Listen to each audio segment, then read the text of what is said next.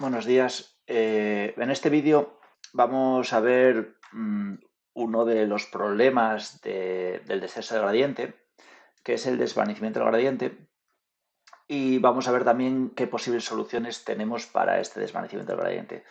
Este vídeo lo considero complementario al de backpropagation realmente porque, no porque tenga nada que ver realmente, pero porque al explicaros el desvanecimiento del gradiente voy a hacer todos los cálculos para calcular las derivadas parciales, los gradientes, y enseñaros qué es esto del desvanecimiento del gradiente. En una red un pelín más compleja, por tanto, este ejemplo yo creo que complementa muy bien al inicial que hice en el vídeo de backpropagation. Entonces, si ahí no lo entendisteis bien, pues este vídeo os puede ayudar a profundizar un poco más y a entender cómo estas derivadas parciales, como la función de pérdida, vamos hacia atrás calculando los gradientes para luego actualizar los pesos, ¿no? Entonces eso creo que puede ser un buen ejemplo para entender eso mejor. Bien. Vale, lo primero es entender qué es el desvanecimiento del gradiente.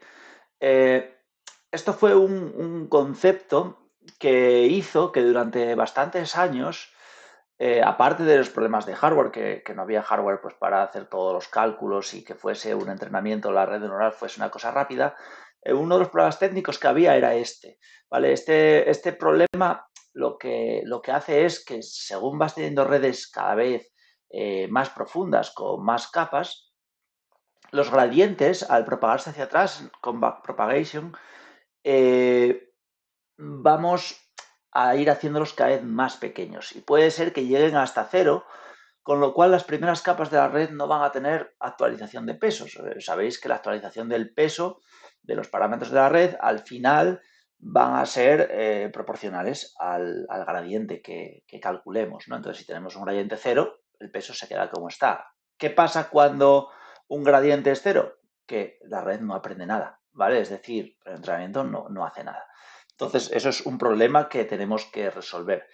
La resolución de este problema hizo que se pudiesen empezar a entrenar redes realmente profundas, con más de una o dos capas ocultas, y que llegásemos a las soluciones de hoy donde pues tenemos redes con muchísimas capas. Por ejemplo, en el campo de visión artificial, pues puedes tener redes con cientos de capas ocultas y que son capaces de obtener resultados pues increíbles en conjuntos de visión artificial, pero también en procesamiento del lenguaje natural y en otros problemas, y en general esta asignatura va justo de eso. Entonces este punto es importante. Vale, bien. ¿Qué problema o cuándo se empezó a hablar de esto? Bueno, el paper para mí de referencia en este tema es este que os pongo aquí, ¿vale? En el que básicamente de lo que se habla es, o este gráfico es bastante intuitivo de ver, es los gradientes, cómo según vamos yéndonos hacia atrás en la red, es decir, con más capas, cómo cada vez los gradientes van siendo más pequeños. Como en esta capa 1 tenemos un gradiente alto, pero luego va bajando, va bajando, va bajando, hasta que llegamos a gradientes que son cero. Entonces, habla de la dificultad de entrenar deep, aquí es la palabra clave, ¿vale? Feedforward neural networks, que al final no deja de ser que redes totalmente conectadas, ¿vale? Entonces este paper en 2010 se empezó a estudiar esto y en esa época, generalmente como función de activación, lo que se utilizaba era la función de activación sigmoide. Entonces aquí viene un poco el comienzo del problema, ¿vale? Porque el desvanecimiento del gradiente, pues puede ser por qué función de activación, lo vamos a ver ahora matemáticamente, utilizamos, o también una inicialización inapropiada de los pesos. Claro, si tú los pesos los inicializas, por ejemplo, a cero, pues se puede demostrar fácilmente cómo el gradiente al final va a ser constante, cero. De esto hablaremos cuando hablemos de inicialización de pesos en el tema 3, ¿vale? Pero bueno, también tiene que ver, pero en este caso yo me quiero centrar más en la parte de la función de activación elegida. Y aquí podéis ver que esta función de activación, claro, ahora ya sabéis, esta es la sigmoide, ¿vale? Dibujada en azul, que lo que tenemos que tener en cuenta aquí realmente es la derivada de la función, porque nosotros cuando estamos aplicando backpropagation, lo que vamos a ir haciendo es calcular derivadas parciales y, por tanto, la derivada de la función de activación va a aparecer en ese cálculo, ¿vale? Como una multiplicación, porque al final acordaros que aplicamos una regla de la cadena. Bien, si dibujamos la derivada de la función sigmoide, aquí en rojo, ¿vale? Podéis ver que el máximo de esa derivada es 0,25, que sería este punto de aquí.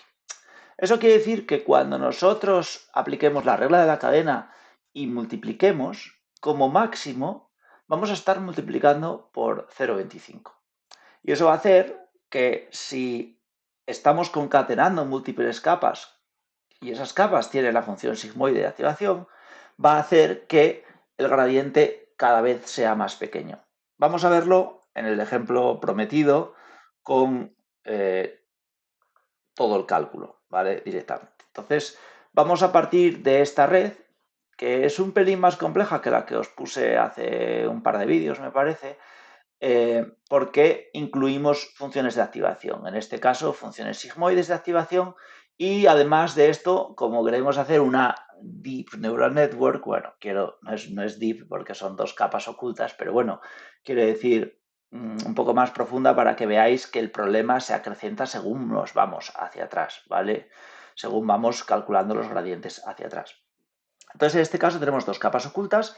Obviamente, como tenemos una salida y una entrada, aquí tenemos tres matrices de pesos, pero son matrices de 1 por 1, porque de nuevo aquí estamos dejando de lado el bias por simplicidad, ¿vale? Para que ya veréis que las transparencias estas son bastante farragosas matemáticamente como para meter más, ¿vale? Entonces tenemos tres pesos que son los que vamos a intentar optimizar calculando la derivada parcial de L con respecto pues, a cada uno de ellos, a W1, 2 y 3. Bien, como notación también importante entender que aquí añadí zetas, Z1, Z2 y Z3, para indicar el valor de la neurona, en este caso, previo a la función de activación, ¿vale? Eso es importante, es decir, H1 va a tener el valor Z1, pero la salida de H1 final va a ser aplicar la función de activación, la función sigmoide, sobre ese Z1, ¿vale? Entonces, básicamente lo podéis ver aquí, aquí está desglosado, es decir, Z1 para calcular el valor de esta neurona sería la entrada que tiene, que sería X1 por su peso, W1, eso nos daría Z1. Y si queremos calcular la salida final de esta neurona, H1, entonces tenemos que aplicar la función sigmoide sobre Z1, ¿vale? Y lo mismo para el resto. Obviamente, Z2 depende de H1 porque es su entrada, ¿vale? Entonces sería H1 por W2, sería Z2, y la salida de H2 final sería la sigmoide de Z2. Y lo mismo para Z3 y al final la salida, que sería I sombrero, sería la sigmoide de Z3, que sería la entrada de esta última neurona. ¿Vale? Y luego la loss que tengamos, pues obviamente ya sabéis perfectamente que la loss va a ser una función que va a ser una función de la etiqueta real, que eso nos vendrá por otro lado del conjunto de entrenamiento, y la etiqueta predicha, que es justo lo que acabamos de calcular aquí. ¿Vale? Entonces, así sería como evaluaríamos esta red. Obviamente, esto lo podéis ver como una composición de funciones, es decir, yo lo puedo poner todo junto, es decir, puedo decir, oye, es que la salida de la red es todo esto, ¿vale? Que es escribir una línea todo lo que yo puse antes. Obviamente, esto de aquí dentro sería Z1, ¿vale? La sigmoide, esto sí, esto hasta aquí sería H1, H1 por W2, todo esto hasta aquí sería Z2, etcétera, etcétera, etcétera, ¿vale? Lo podéis hacer vosotros en un papel para aclararos si veis que os lía viéndolo así. Bueno, esto sería la evaluación de la red, es decir, obtener y sombrero, es decir, una pasada hacia adelante. Hasta aquí, lo de siempre. Vale. ¿Cómo calcularíamos ahora la derivada parcial? Bueno, pues utilizando la regla de la cadena. Es decir, tenemos aquí esta composición de funciones, que ya veis que ya como medí las funciones de activación, pues son más que en el ejemplo que había hecho para backpropagation, pero esencialmente es lo mismo. Es decir, si lo miráis por el gráfico este, yo quiero calcular la derivada parcial de la función de pérdida con respecto a cada uno de los parámetros. En este caso, aquí solo os estoy poniendo el más profundo en la red W1. Para W2 y W3 sería lo mismo, pero más sencillo porque no tenemos que ir tan atrás en la red, ¿vale? Lo podéis hacer vosotros si queréis, pero básicamente aquí sería la derivada parcial de L con respecto a I multiplicado por la derivada parcial. Y cuando digo I es I sombrero, ¿vale? Aquí, porque es la salida de la red por la derivada parcial de I sombrero con respecto a Z3, por la derivada parcial de Z3 con respecto a H2, etcétera, etcétera, etcétera. Vamos yendo hacia atrás y esto sería la regla de la cadena para la función de pérdida con respecto a de L con respecto a W1. Sería toda esa multiplicación. Vale, ahora vamos a ir un poco más allá. Es decir, tenemos esto, que es lo que acabamos de escribir, ¿vale? Lo tenemos ahí. Pero aquí hay ciertas cosas que ya podemos conocer o ciertas cosas que podemos reescribir para entender un poco mejor el problema. Por ejemplo, son las derivadas parciales de z, concretamente las que son con respecto a los parámetros, esta de aquí, por ejemplo, y con respecto a h1 y esta de aquí, ¿vale? Vale, esas derivadas parciales de z con respecto a W1, pues va a ser directamente W1, ¿vale? ¿Por qué? Porque realmente lo que tenéis que tener en cuenta aquí, esto es una cosa también que hace falta explicar y que es importante entender de este algoritmo, es que cuando vosotros estáis haciendo la derivada parcial de cualquier cosa con respecto a un parámetro, el resto de los parámetros los estáis considerando constantes, es decir, cosas que no cambian. ¿Vale? Esto es un problemilla también en el algoritmo realmente, porque claro, tú estás calculando el gradiente de un parámetro contando con que los otros no cambian, para decir voy a minimizar el loss, pero realmente luego tú vas a actualizar todos los parámetros de la red. Entonces, por eso esto no es una cosa que funcione siempre perfecta. Quiere decir, son aproximaciones tratando de optimizar una función de pérdida, ¿no?